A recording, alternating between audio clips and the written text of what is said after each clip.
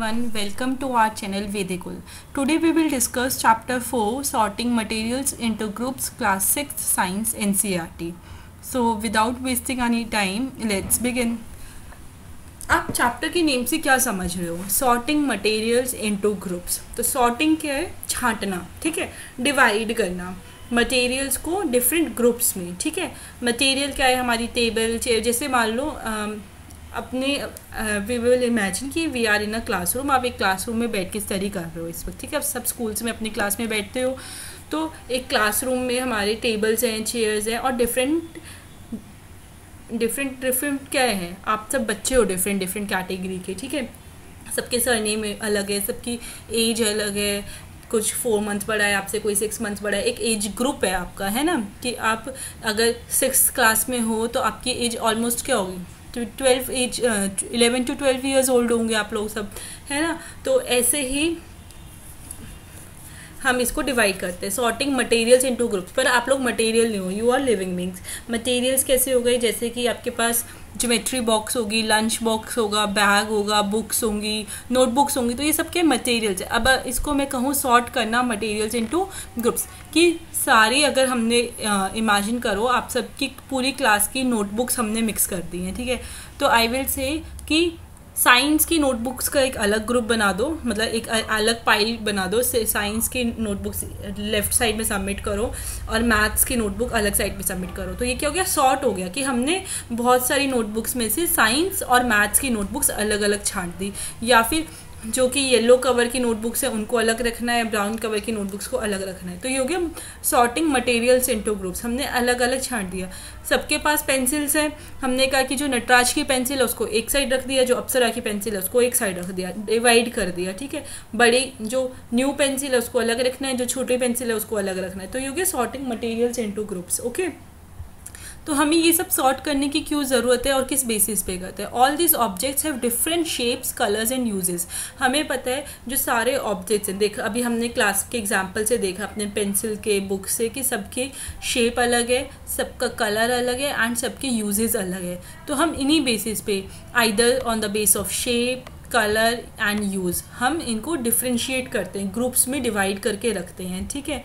Now all objects around us are made of one or more materials. हमारे आसपास जितनी भी चीज़ें हैं वो अलग अलग मटेरियल से बनी है. फॉर एग्जाम्पल जैसे कि कुछ हमारी ग्लास से बनी है, मेटल्स हैं, प्लास्टिक्स है, वुड है, कॉटन है ना, जूट है, पेपर, मड, सॉइल, सब अलग अलग चीज़ों से बनी है. Here we can see objects around us. हमारे पास कितने सारे ऑब्जेक्ट्स हैं. आप अपने चारों तरफ देखो, इमेजिन करो कि कितने सारे ऑब्जेक्ट्स हैं, है ना. ग्लास है हमारे पास, ग्लव्स हैं, ज्योमेट्री बॉक्स है, टॉय है, फ़ोन है, सीढ़ी है, ठीक है, लॉक एंड की है, सब different objects we have around us. Now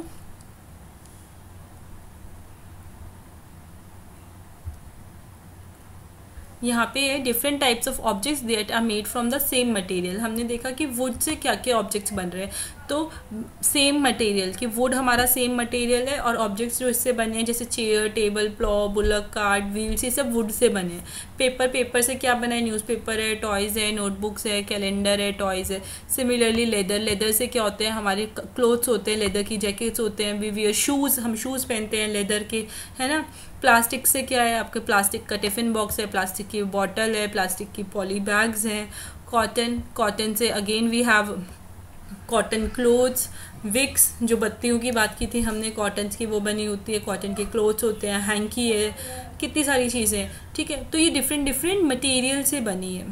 now next important thing for your exam is कि आपको ये समझ आया सॉर्टिंग क्या होती है, मटेरियल क्या है, डिफरेंट मटेरियल क्या है.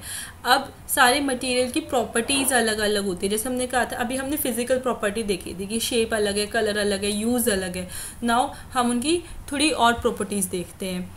Have you ever wondered why a tumbler is not made with a piece of cloth? Tumbler क्या होता है? ग्लास, जिसमें हम पानी पी रहे हैं, ड्रिंक्स पीते हैं.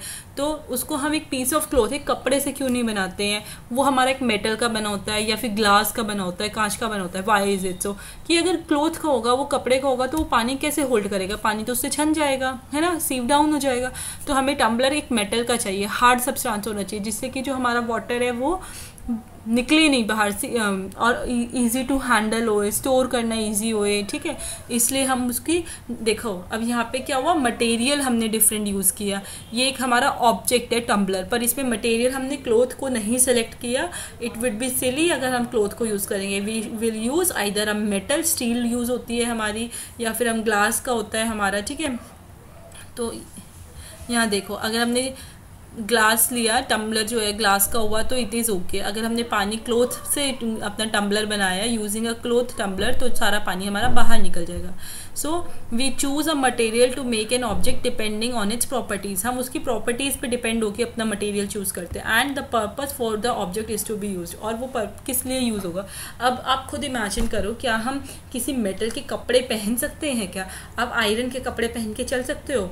या फिर वट आई विल से कि जैसे अलमीरा होती है, लोहे की शीट्स होती हैं, क्या हम उनके कपड़े पहन सकते हैं, क्लोथ्स पहन सकते हैं? नो। हमें क्लोथ्स क्या चाहिए? लाइट वेट चाहिए, इजी टू वॉश चाहिए, है ना। अब बहुत भारी भारी मेटल्स के कपड़े हम नहीं पहन सकते हैं, तो हमें कॉटन के क्लोथ्स चाहिए। और क्या गर्मियों में हम वूलन क्लोथ्स पहन सकते हैं? नो, हमें वो सर्दियों में चाहिए। तो it is according to our need, कि हमें क्या नीड है, किस टाइम पे क्या यूज़ है हमारा किस चीज़ का, है ना। तो हम जो मटेरियल की प्रॉपर्टी है उस बेस पे सेलेक्ट करते हैं कि हमारा जो प्रोडक्ट है वो किस मटेरियल का बनेगा। Okay, now next is appearance, कि क्या प्रॉपर्टी है, हम अपीयरेंस देख रहे हैं उसकी, कि जैसे iron appears different from copper और एल्यूमिनियम। सबकी अपीयरेंस अलग होती है, कोई हार्ड होगा, कोई सॉफ्ट होगा, कोई शाइनिंग होगा, कोई डल इन अपीयरेंस होगा, ठीक है। तो material usually look different from each other, सब अलग अलग दिखते हैं। Cutting pieces of materials to see if they have lustre. Lustre क्या होता है? शाइनिंग, कि आइदर दे आर शाइनी और नॉट। लस्चरस मतलब कि शाइनी, ठीक है। सो एक ये स्टील की रॉड है, अगर इसको कट किया हमने तो हमने देखा क्या ये इसका जो सरफेस है, ये वाला जो इसका सरफेस है, इज इट शाइनी और नॉट, ठीक है, ये चेक करने के लिए। Now materials have such lustre are usually metals. Metals क्या होते हैं? जिनके पास लस्चर होता है, शाइनिंग होते हैं, ठीक है। और iron, copper, aluminium and gold are examples of metals. ये सब हमारे एग्जाम्पल्स हैं मेटल के। तो सबसे बेटर तो गोल्ड है, हमें हमेशा याद रहता है कि आप गोल्ड की रिंग पहनते हैं, ईयरिंग्स पहनती हैं। अभी इस एज में तो लड़कियों ने सबने ईयरिंग्स पहने होंगे, तो गोल्ड की ईयरिंग्स से मम्मा को देखा है गोल्ड पहनते हुए, पापा को देखा है, तो it is a shiny metal, है ना, जो शाइन करता है, लस्चरस है, उसके पास अपना लस्चर है, नेचुरल शाइन है ना, डल नहीं पड़ता है। पर कुछ मेटल्स होते हैं, दे लूज देयर शाइन, वो अपनी शाइनिंग को लूज कर देते हैं। क्यों? एंड अपीयर डल। ये क्यों होता है? Because of the action of air and moisture on them. वो रस्ट हो जाते हैं, कोरोड हो जाते हैं, मतलब जंग लग जाता है। हमने नॉर्मली सुना होगा कि जैसे अगर हमने कोई आयरन का पीस, लोहा कोई बारिश में बाहर रख दिया या काफ़ी देर तक छत पे रखा रहा है काफ़ी दिनों तक, तो उस पर जंग लग जाएगा, रस्टिंग हो जाती है, रस्टिंग ऑफ आयरन। तो वो क्या हो गया? ऑक्सीडाइज हो गया, और एयर की वजह से वो थोड़ा हमारा ख़राब हो गया, उसमें मॉइस्चर आ गया एंड वो उसका जो लस्चर है वो चला गया, ठीक है। सो उसकी अपीयरेंस डल हो गई। Next is hardness. हार्डनेस क्या है? या तो मेटल सॉफ्ट होंगे या हार्ड होंगे। तो materials which can be compressed और scratched easily are called soft. Soft किसको बोलेंगे? जिसको हम कंप्रेस कर सकते हैं, दबा सकते हैं, कोई स्क्रैच दे सकते हैं, तो उनको सॉफ्ट कहेंगे। While some other materials which are difficult to compress are called hard. Hard material कौन से होते हैं? जिसको हम कंप्रेस नहीं कर सकते। आयरन है, आपकी टेबल चेयर है, क्या हम उसको कंप्रेस कर सकते हैं? No, it is an hard surface. पर on the other hand cotton है, स्पॉन्ज है, try to compress it, yes it is soft, है ना। तो in appearance materials can have different properties. Appearance में क्या क्या प्रॉपर्टीज़ देखी हमने? लस्चर देखा, हार्डनेस, रफ और स्मूथ। क्या सरफेस जो है वो रफ है या टच करने पे बहुत स्मूथ है, चिकना चिकना है, तो ये सब क्या हो गई? प्रॉपर्टीज़ हो गई अपीयरेंस की। नाउ नेक्स्ट इज सॉल्यूबल और इनसॉल्यूबल। तो सॉल्यूबल हमें क्या पता है?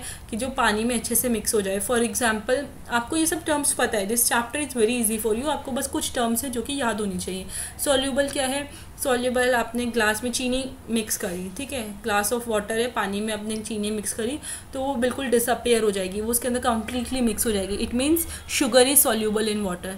सिमिलरली इनसॉल्यूबल, अब चॉक है, ठीक है, चॉक पाउडर है, अब चॉक को पाउडर बनाओ और उसको ग्लास ऑफ वाटर में मिक्स करो तो वो डिसअपियर नहीं होगा, थोड़ा चॉकी वो वाइट वाइट सा आपको दिखेगा।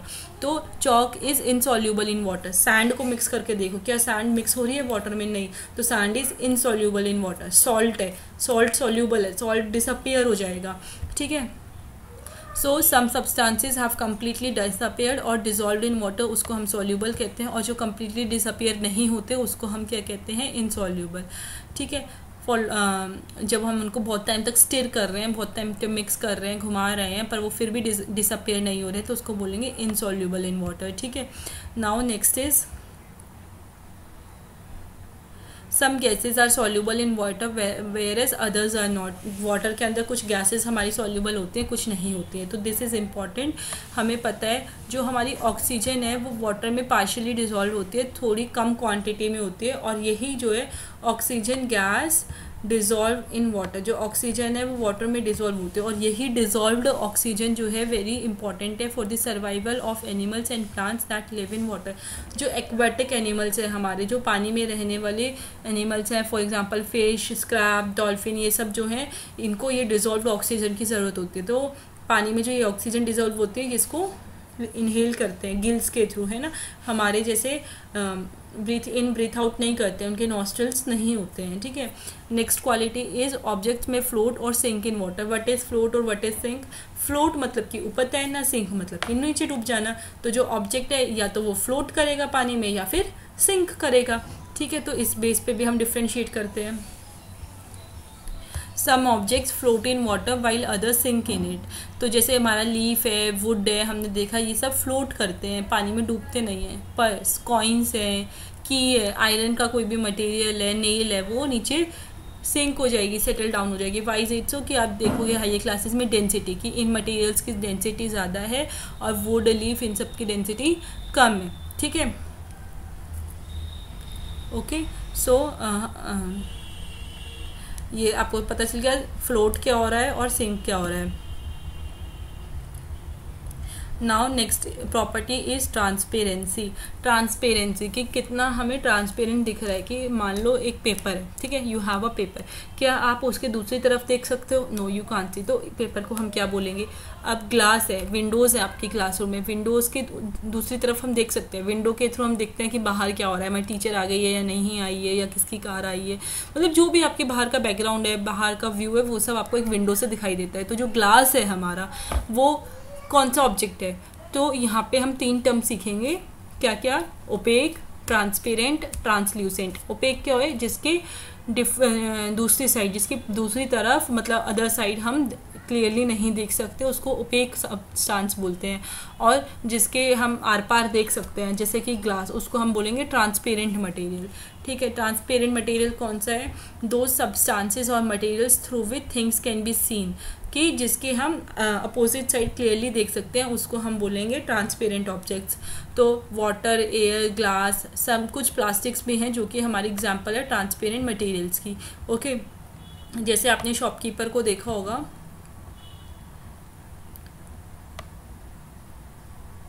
जैसे कि आपने शॉपकीपर को देखा होगा कि वो जार्स में, ये ट्रांसपेरेंट जार्स में चॉकलेट्स, टॉफीज, इन सबको काउंटर पे ऐसे लगा के रखता है, डिस्प्ले करके रखता है। वो ऐसा क्यों? जैसे कि जो उसके ग्राहक हैं, जो लोग उनकी शॉप पर आ रहे हैं, वो उनको इजीली देख सके और उनको डिमांड कर सकते हैं कि हमें ये वाली चॉकलेट दे दो, ये वाली टॉफ़ी दे दो।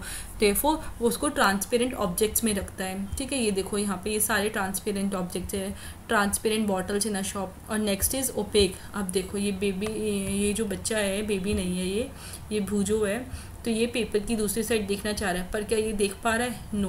देखो इसमें इट कैन सी, ये ट्रांसपेरेंट है ना, इसमें देख पा रहा है, इसमें थोड़ा धुंधला धुंधला उसको दिखाई दे रहा है, और इसमें तो बिल्कुल नहीं दिखाई दे रहा है। तो this is opaque, this is transparent, है ना, and this is translucent. This is translucent, जिसमें कि आपको थोड़ा धुंधला धुंधला दिखेगा, उसको हम ट्रांसल्यूसेंट बोलेंगे, ओके। तो the materials through which objects can be seen but not clearly, जिसमें से हम ऑब्जेक्ट्स को देख तो पा रहे हैं पर क्लियरली नहीं देख पा रहे हैं, उन ऑब्जेक्ट्स को हम बोलेंगे ट्रांसल्यूसेंट, ओके। जैसे कि आप एक पेपर पे ऑयल लगाओ, एक oily patch on a paper when we tested food items for presence of aids. तो जो पेपर है वो पेपर हमारा ट्रांसल्यूसेंट का काम करेगा। आप उसके अपोजिट साइड क्लियर देख तो पाओगे बट क्लियरली नहीं देख पाओगे, ठीक है।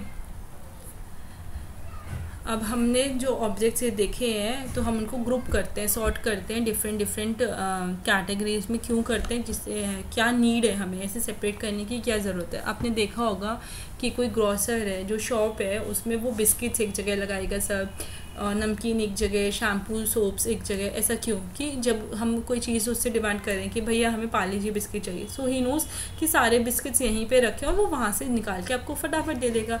या फिर शैम्पू के अंदर बिस्किट मिक्स करके रखेगा, ऐसे तो उसके लिए डिफ़िकल्ट हो जाएगा ना कि कहीं कहीं पे कुछ कुछ रखेगा।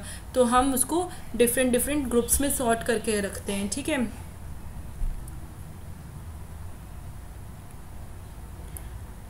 एंड यहाँ पे रीड आउट करते हैं, grocer usually keeps all type of biscuits at one corner of his shop, all shops at another, while grains and pulses are stored at some other place. कि सबको अलग अलग सेक्शंस में बना के रखता है ना।